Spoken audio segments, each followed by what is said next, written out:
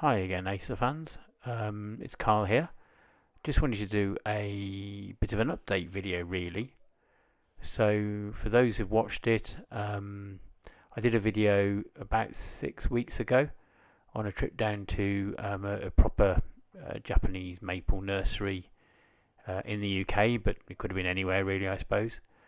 And brought back 6 new plants and thought it was worth having a revisit, really. I do hope people perhaps subscribe to the channel because you'd get notified of new videos, and I think it'd be quite nice to sort of see updates and see how things progress. And I'll certainly be doing a lot more of that over the future months. We're almost entering the most exciting time for maples now, really. They're kind of autumn.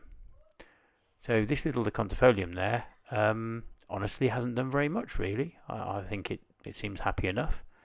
It seems to be okay, but we're certainly not seeing a massive growth spurt, and I have looked at the other video and perhaps you could do the same thing. I think it's pretty similar in size, but it's been okay and survived all that heat we had recently and stuff, so not too bad. So here we have Viridis, which is the one without a label because it wasn't actually on show, really. So the lady kindly got it for me. What you can see here is some growth. It's not sprung up, but there's definitely areas you can see where there's sort of new lime green growth there, and it's definitely improved and it's grown. Onto the Orium. Again, extremely similar size, I think, to what it was. And I think some of these plants just need, I don't know, the first year perhaps to sort of bed in and improve their root system or do whatever they need to do, really. So it's certainly not unhappy, but it's pretty much where we were. Have left it in a slightly exposed position. Maybe that hasn't helped. The leaves have burnt a little bit. So I do find those Ceraswanum type trees to be rather sensitive to that. In the back here we've got Wilson's pink dwarf. What a different story. You can clearly see kind of the original sort of plant at the bottom, and then lots and lots of new growth flying off the top.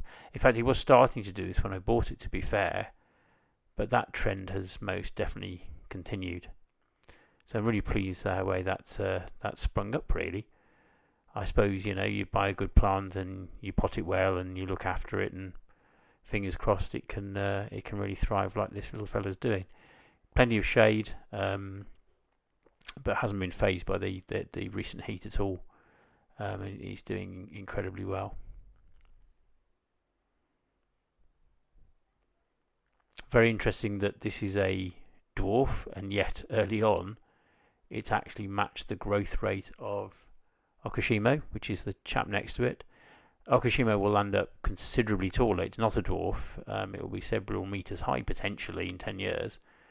But as you can see, it's again doing really well. It's springing upwards as it does. That's its habit. That's its growth pattern. And you can't really see the new growth on this plant so well, because it kind of matches the old pretty much, really. But certainly increased in size, and comparing the two. This is why I'm actually a great believer in taking photographs or making a video of your plants, because you can see how they evolve, which is lovely. As you can see, though, it's little Wilson's pink dwarf is keeping pace at the moment, which is interesting. So when some of these dwarf acers, they actually grow quite quickly to start with and then slow down. So again, a bit of a learning there. I wasn't really expecting that, but that seems to be what happens.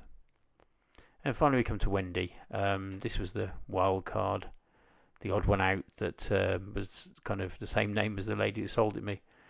And wow, just seems to have taken off, really. Again, gave it lots of shade, a little bit of TLC, but it's done really, really well. I think one of the viewers actually commented, do I not sort of fertilise these plants when I repot?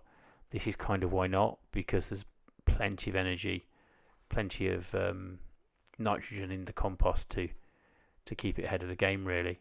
So I just don't feel I need to supplement that.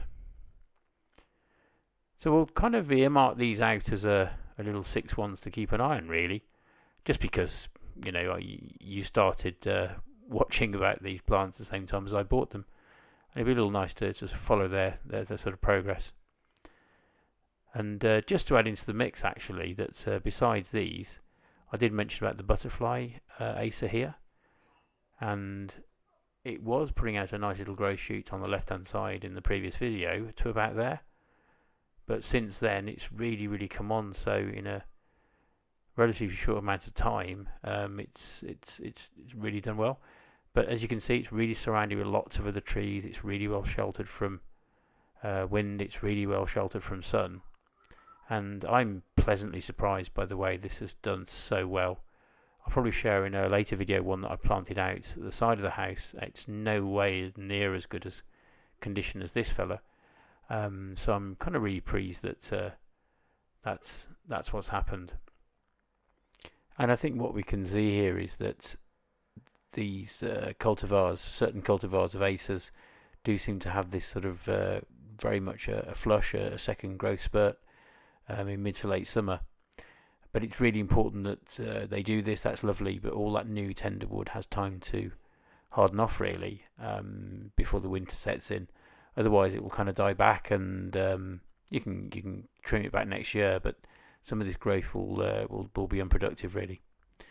So I hope that's enjoyable, and thanks ever so much for those who subscribed and joining in the fun. Really, that's much appreciated. And we'll see you no doubt very soon in another video. Take care.